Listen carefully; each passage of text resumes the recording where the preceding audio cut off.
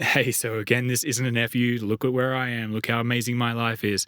None of that. I have my own problems. I'm just trying to get some more sun and spend more time outside. I found a nice little rock here that has been my table for the day. So yeah, thought I'd record a video while I was here. So today I wanted to talk about what won't get disrupted. And the reason I'm focusing a lot on this at the moment is because I'm looking to buy a private business in Australia. I'm doing videos on this at the moment, and I'm trying to think about this is going to be like in 5, 10, 15 years. So I'm really focusing down on what won't get disrupted.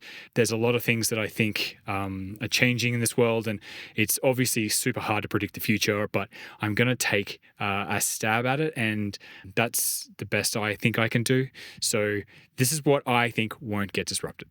Okay, so I think the things that will get disrupted probably first is going to be creative things. So interior designers, graphic designers, things like that, that's starting to get disrupted right now. So I think that's only going to get worse for those professions. So I don't really want to get into businesses with those type of, you need like creatives involved, like website designers. I wouldn't want to get involved with anything like that. So I think that's ripe for disruption. I then think like information that doesn't require regulation. So, for example, a lawyer, there's regulation around being a lawyer, being like you have to pass the bar and things like that, even though AI can pass the bar now already. So, yeah, bit nervous for lawyers. But a paralegal, for example, which is like an assistant to a lawyer, yeah, those days are numbered, I'm pretty sure. So what else do I have here? I've got accountants, lawyers, financial advisor people, architects, doctors, teachers. I think they're all in trouble. It's not going to be clear in the first, I don't know, maybe the next decade or so, I don't think, because I think good accountants, good lawyers are going to use the tools to improve their output. So they won't need to hire paralegals. They just got like legal assistants online, and a doctor's not going to need, they can service so many more people because they've got better quality access to the best medical information, for example, and diagnosing better, till a point where, do we need these people at all? I get nervous around all of those type of things. Teachers, I think that's going to go. I think our kids are going to have AI teachers that are going to know exactly how engaged our kids are at that point in time, what things they're struggling with. It'll know so much more about our individual student than being in a classroom. I think classroom days are numbered. Well, I actually hope they are. I used to be a teacher, and there's kids that you just can't get to in a class of 30 kids. Like, you just can't give them the attention that they probably deserve. So I think that I can't wait for AI to disrupt the education system. I think there's going to be practical teaching, practical training is going to be something that I think holds on a lot longer, because if you need to be physically able to perform a particular task and be assessed on that physical ability, you're going to need, you might still don't need actual teachers for that, but you're still going to need equipment. And anyway, I'm going off at a bit of a tangent here. Let's think about the things that will, I think that still will be disrupted, but I think it's going to be at a slower pace and maybe possibly not at all, but at least a slower pace in my opinion.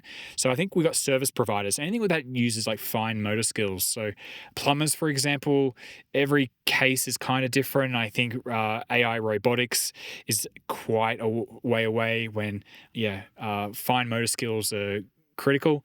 So plumbers. What else do I have here? I've got lift servicing businesses. I think that's quite safe for quite a while. I think handymen, electricians, stuff like that, stuff where you need to use your hands and it's delicate. So I think service providers like that is still a pretty safe place to play for buying potential businesses, and I think we've got still got a reasonable runway there. But then I think the things that probably I can't see getting fully disrupted at all, and this is things like, I call them like the human experiences. So fitness instructors, for example. I can go to the gym and I can use YouTube now to get a program and go to the gym and lift weights. A robot can't lift the weights for me. Well, it can, but that's not the point. So like, I'm already doing it because it's like I'm doing it for me, for my physical improvement. And there's just something about having a fitness instructor or doing a fitness class with a group of people that is a little bit more motivating, a little bit more feels kind of cool to be at a CrossFit class with a group of people pushing each other. And it's like, there's a bit of a bond there. There's a human experience element there that just having an AI robot telling you what to do, I just don't think is going to be the same as that human experience. So maybe I'm wrong, whatever. Yoga, I think, then is very similar for the same reasons. I think hiking groups, as you can see, like getting out of nature and physically exerting yourself in a group for a reason to go out in nature to see a view or something like that. I don't think that's going away. I think we're always going to want to do that. It's going to be beautiful, and that's the type of value we're going to want in our lives when most of our jobs are screwed anyway. So I think things like hiking groups, tour groups, like that are physical based, are going to be around.